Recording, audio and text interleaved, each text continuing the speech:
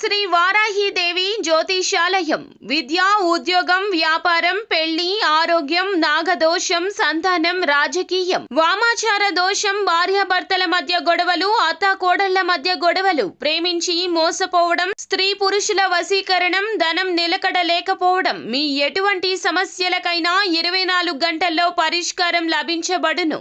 Number 1 వశీకరణ specialist Pandit Pawan Namboodiri, Kerala తాంత్రిక గురువు గారు. Phone number 9043637512. ఏప్రిల్ 8 కుంభరాశి వారికి ఈ వీడియోలో వినబోయేది ఒక కాల్ గురించి.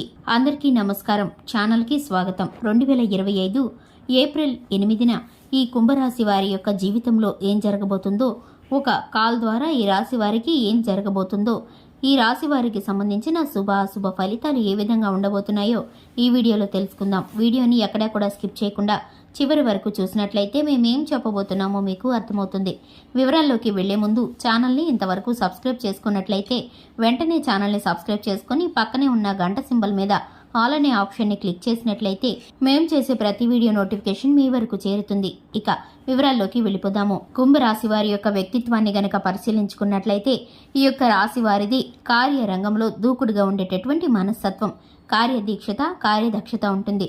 ఈ రాశి వారు చాలా మంచి మనస్తత్వంతో ఉంటారు. ఓర్పు, సహనాన్ని కలిగి ఉంటారు. దైవభక్తి అధికంగా ఉంటుంది. దేహ దారుర్యాన్ని కలిగి ఉంటారు ఈ యొక్క రాశివారు. అలాగే సాహసవంతులు, ధైర్యవంతులనే చెప్పుకోవాలి. ఈ యొక్క రాశిలో జన్మించినటువంటి వ్యక్తులు ఎప్పుడూ కూడా సాహసంతో కూడిన పనులను చేస్తూ ఉంటారు.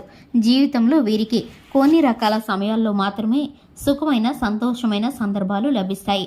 మిగిలిన అన్ని సందర్భాల్లో ఎక్కువ శాతం వీరికి కష్టానితో కూడుకున్నటువంటి పనులే ఎదురవుతూ ఉంటాయి. ఈ యొక్క రాశి వారికి సంబంధించి అన్ని రకాల సంతోషకరమైన పరిస్థితులను స్నేహితులతోనూ, కుటుంబ సభ్యులతోనూ పంచుకుంటూ ఉంటారు. ఈ యొక్క రాశివారు స్నేహితులు, సరదా సమయాలను ఎక్కువగా ఇష్టపడుతూ ఉంటారు. ఈ యొక్క రాశి వారికి సంబంధించి ప్రేమ జీవిత భాగస్వామితో చిన్నపాటి మనస్పర్ధలు, కలహాలు ఏర్పడతాయి. ఇక ఈ రాశి వారు 2025 ఏప్రిల్ 8న ముఖ్యంగా చూసుకున్నట్లయితే వీరైతే ఒక కాల్ని రిసీవ్ చేసుకుంటారు.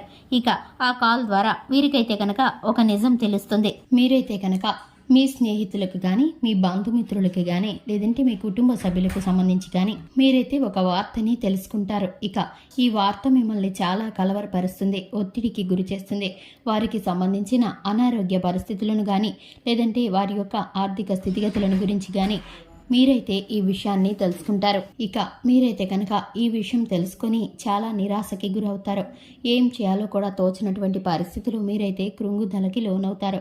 ఎందుకంటే మీకు ఆత్మీయులైనటువంటి వారు ఇటువంటి పరిస్థితుల్లో, స్థితిగతుల్లో ఉన్నారని మీకు తెలిసి మీరైతే స్థిమితంగా ఉండలేకపోతారు. మీకున్నటువంటి ప్రేమ, వారి మీద ఉన్నటువంటి అభిమానం కారణంగా వారికి ఏదో ఒక రూపంలో సహాయం చేయడానికి ప్రయత్నిస్తారు.